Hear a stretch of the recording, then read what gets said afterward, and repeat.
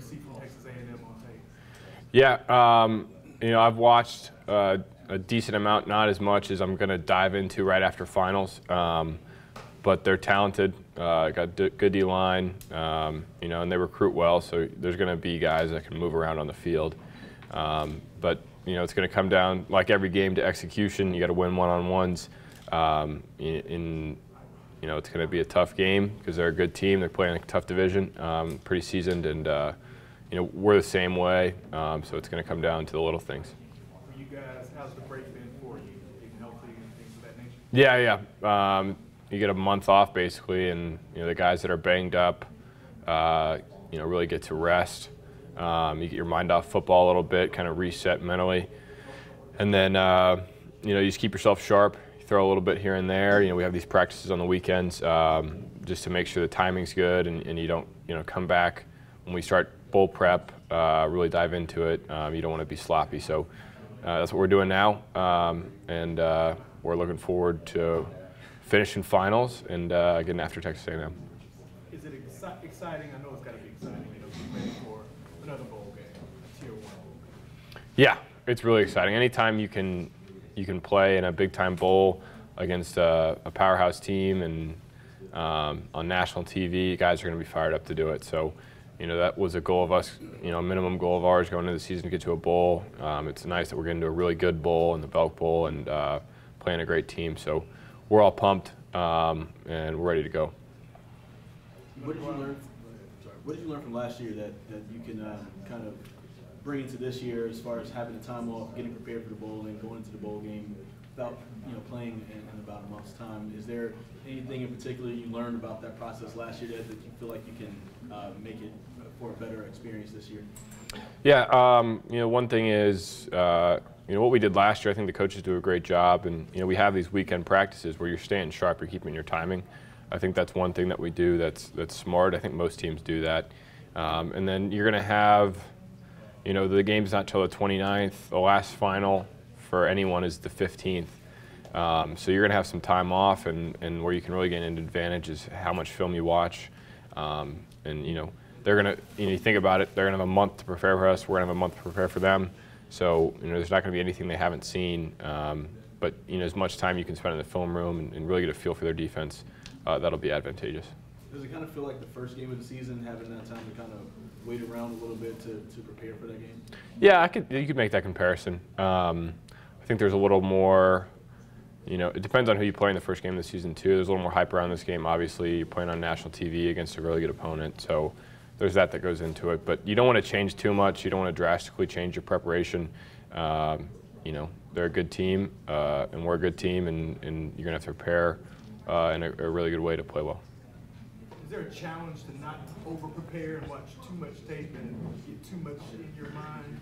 Yeah, you don't want to start thinking too much. You know, they ran this one blitz this one time against this one team.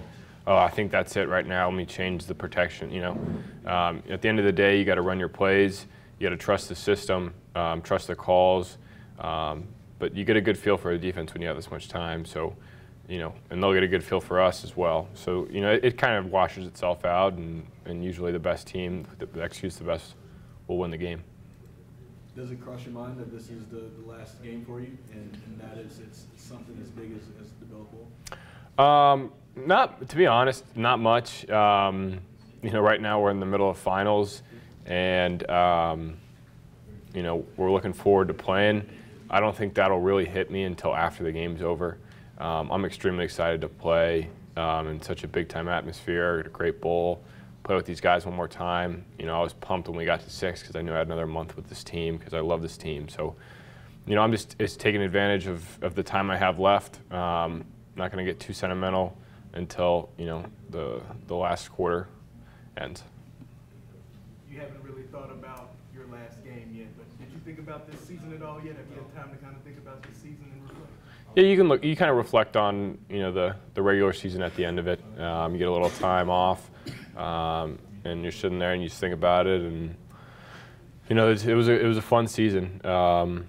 You know, that we played some good teams, we won some close games. You wish we had a few back, but you know, it was a lot of fun. I wouldn't have traded it for anything, and I'm excited we get another month together.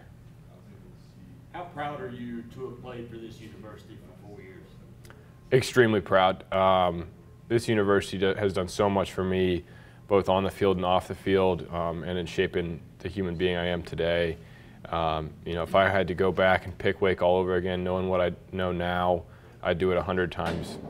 And I just wish I had a fifth year to give a little more to the university. But grateful for all the people here, the relationships I've built, and look forward to continuing those relationships. Because you go to Wake for 4 years, but that doesn't mean you're detached from Wake once you graduate. Well, Coach Fisher isn't going to be coaching the game. He certainly knows a lot about this team. What do you think that he shared about you to this Texas A&M football team? At the end of the day, I don't know if there's too much that you can't figure out by watching the tape. I think he played against us this year, so he's going to have an idea of how we attacked them and how our defense played them on offense. But I don't think, if I read that correctly, he's not coaching in the game. I'm sure he'll be talking to the coaches that are coaching the game, kind of giving them his 2 cents.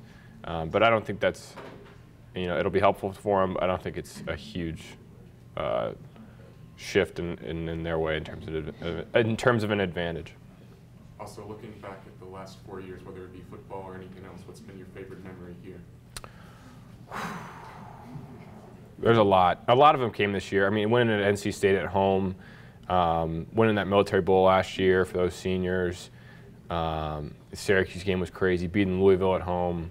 All those stand out. I wouldn't say there's one. I'm just happy that I had such a great 4 years here and meeting all these people that I've developed relationships with.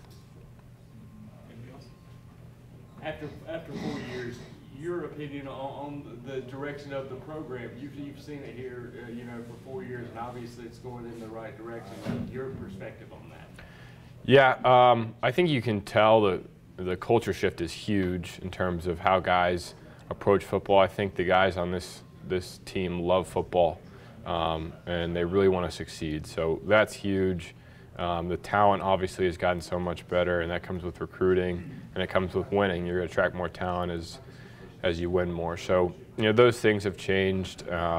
Group gets more mature, and you kind of build a continuity that helps you in tough games. So the goal is, we got 7 last year. We want to get 8 this year. That's our focus right now. That's what we want to do. And then, once that's over, we can look back and say, where's this team going to go, next year and the year after that, and hopefully it continues to build.